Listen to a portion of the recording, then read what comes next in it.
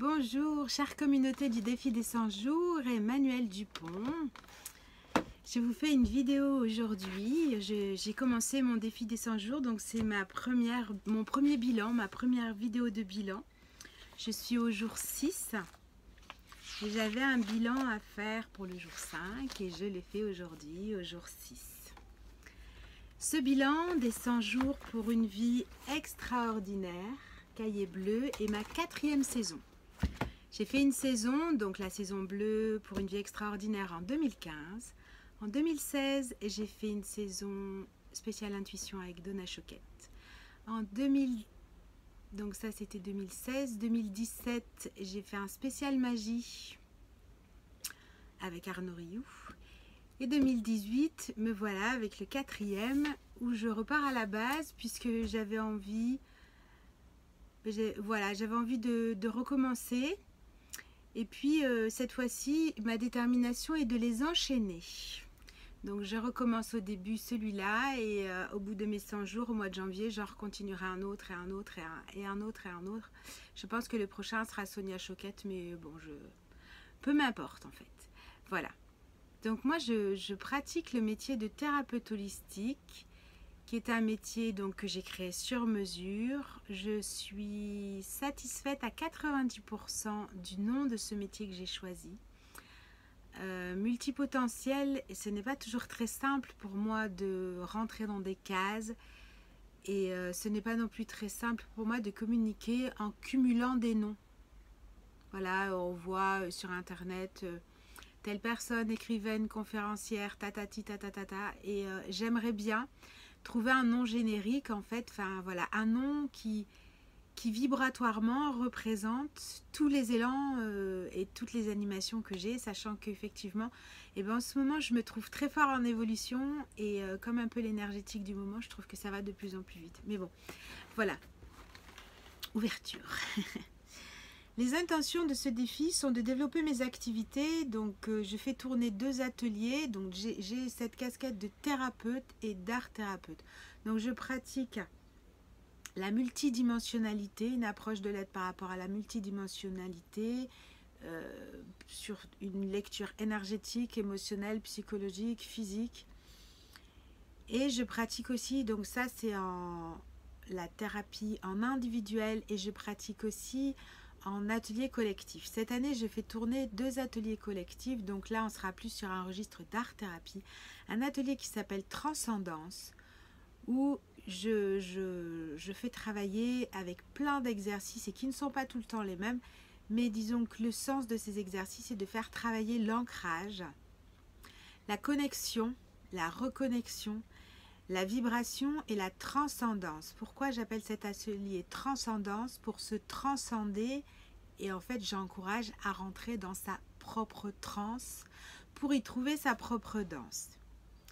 Donc parfois dans ces ateliers il y a effectivement de la danse, des mouvements de danse d'ancrage qui sont très précis, des mouvements de danse traditionnelle africaine avec des rituels, mais ce qu'il y a surtout, aussi, puisque tout tourne autour de la vibration, il y a des mouvements qui sont des mouvements de percussion corporelle, de chant percussif, voilà, donc pour de la sonothérapie, etc., etc. Ces ateliers, je vais les faire tourner sur toute la France. J'avais déjà commencé, mais pas avec une continuité. Là, dans ce défi-ci, je n'ai plus de cours réguliers, c'est-à-dire où j'ai des engagements toutes les semaines, justement pour pouvoir dégager du temps et faire voyager cet atelier.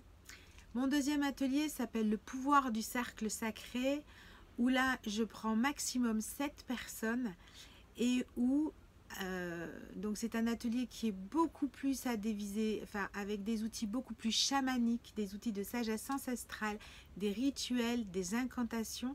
Et là en fait j'ai beaucoup fait de liens entre 2 philosophies et 2 pratiques qui me sont 2 arts de vivre qui me touchent très fort, qui sont les cercles Maasai et les cercles chamaniques. Voilà, donc le pouvoir du cercle, l'énergie circulaire, la montée de Kundalini. Voilà, donc là vraiment un atelier, le cercle de parole, un atelier où je deviens une femme médecine, où je parle plus qu'en fait dans le premier atelier, où là on est plus sur des actions et des jeux et rôles communs, puisque là le nombre de participants est plus grand. Donc je reviens sur mes intentions, j'ai fini de me présenter, donc de développer mes ateliers, mes activités professionnelles et mes ateliers, développer les consultations, travailler dans toute la France et faire des conférences, développer aussi, pourquoi pas, l'international. Mais 2019, bon là j'attaque fin 2018 ce défi, mais vraiment 2019 ça va être très très fort ça, enfin tout mon focus est là-dessus. C'est comme si là c'était un défi préparatoire en fait, où je me permets de faire le tri. Donc de vraiment pouvoir switcher, faire les choix, poser les actes, vraiment réunir en totalité ce que j'ai besoin, plus encore focaliser. Je suis piratée de messages, excusez-moi, alors du coup je perds un peu le fil.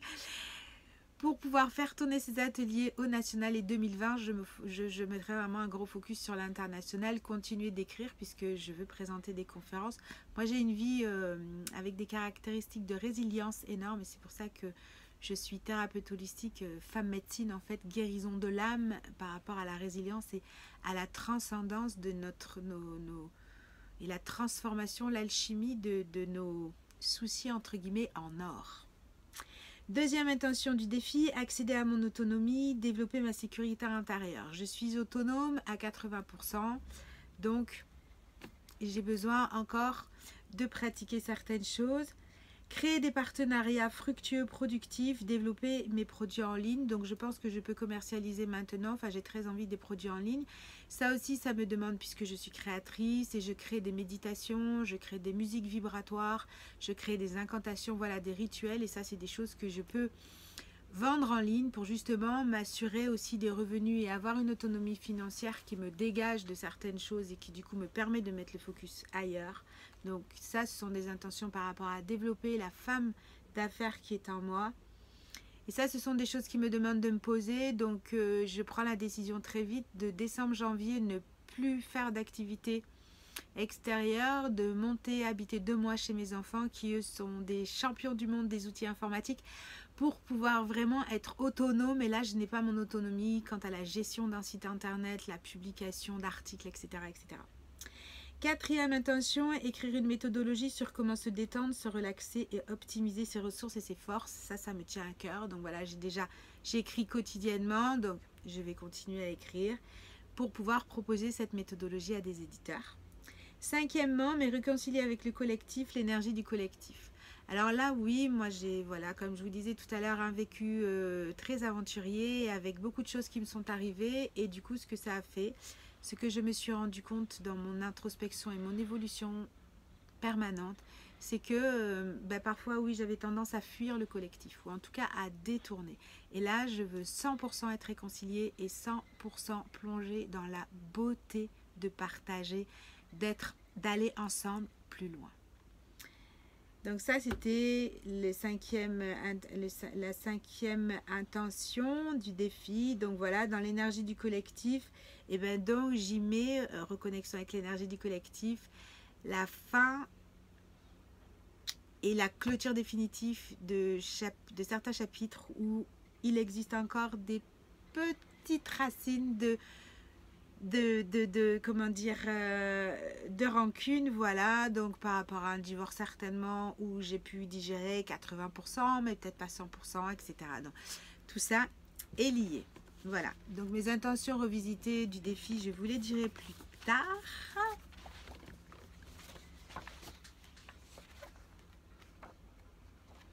Donc j'ai vraiment envie d'avoir une qualité de vie qui reflète exactement qui je suis, les qualités de qui je suis, les valeurs de qui je suis, la cohérence et l'alignement de qui je suis. Ça, c'est quelque chose qui me tient à cœur et sur lesquels je concentre beaucoup d'énergie de ma vie. Voilà. Ma vision de l'abondance, je vous la donne parce que l'argent est très important aussi. Donc ma vision de l'abondance, c'est de l'argent qui rentre et qui sort, des amis, de l'amour, des connaissances qui me font vibrer, de la danse, de la musique et du chant.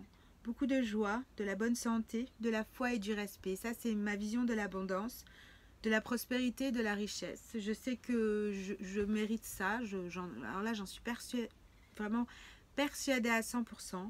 je travaille pour et ma vie est de plus en plus confortable, de plus en plus légère et de plus en plus sécurisée.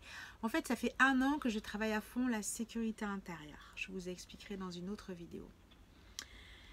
La vision la plus élevée pour ma vie, donc je suis une entrepreneuse à succès. Je commercialise des produits en ligne et je tire des revenus minimum de 3 000 € par mois de ces produits en ligne. C'est la barre puisque j'ai envie d'avoir d'autres activités à côté. Mais si j'avais déjà 3 000 € par mois de revenus nets de produits en ligne, je serais très heureuse. Ma vision la plus élevée de ma vie, c'est que j'ai possibilité de dégager des revenus pour participer à des œuvres caritatives ou monter des projets où en fait je suis en capacité de les financer le temps que ces projets s'autofinancent. J'aime beaucoup donner et recevoir, donc ma vision la plus élevée de la vie, c'est un équilibre de se donner et se recevoir. Dans cette vision aussi, je suis en excellente santé, je suis en bon terme aussi avec mes enfants, chose qui n'est pas toujours le cas, en tout cas à 100%. Je suis en bon terme avec ma famille, avec mon ex-mari, donc il n'y a plus de conflit. Dans ma vision la plus élevée de la vie, il y a du respect des uns et des autres, de l'autonomie, des responsabilités, la prise déjà d'assumer son propre bonheur.